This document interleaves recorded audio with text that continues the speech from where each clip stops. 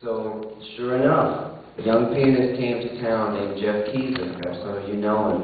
He was about 17 years old, and he was brilliant then. He was playing great back then. So Art heard him. He gave me a little subtle warning. He says, "You know who I like? You know who plays piano good? He says, that little kid with the glasses." I knew as soon as he said that I wasn't going to be long for the band. So, sure enough, one day the band was getting ready to go to Europe, and Art didn't call me himself. He just had the road manager call me and say, when we go to London on Tuesday, Jeff Keyser is going to be flying over.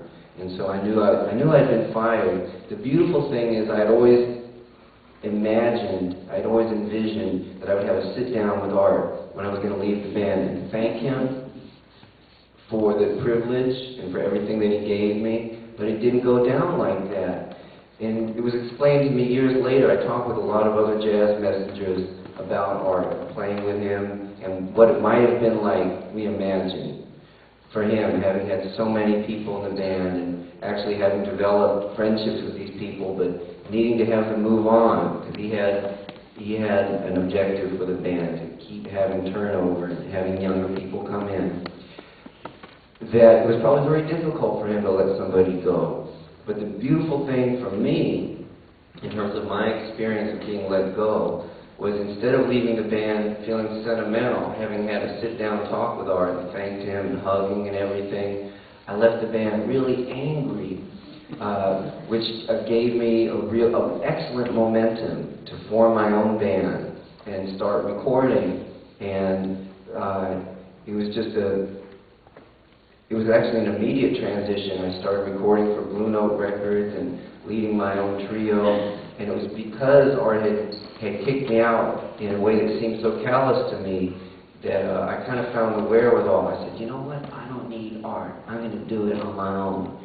And so he knew something in his way of letting people go. It was like the best thing for me. And also, as Greg Miller mentioned, the jazz messengers are sort of a family tree of the band. And I got to meet a brilliant trumpeter, the greatest jazz trumpet player ever, Freddie Hubbard. I say that with all respect to Louis Armstrong. And I got to meet him while playing with Art.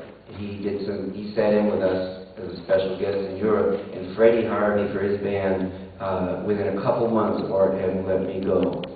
So clearly my life in music continued, which I didn't foresee when I joined Art. I thought that was going to be the be-all, end-all.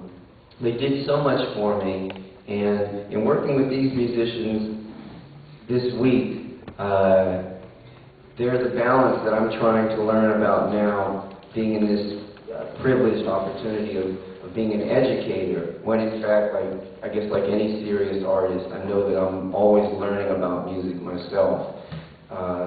Still, I'm being called upon to voice my experiences and share them with younger musicians. And really, if there's any difference between myself and these great young players, that's all there is. It's just experience. But there's no measure that you can put on talent. And I've been trying to find a balance in the past few years that I've been teaching here at Centrum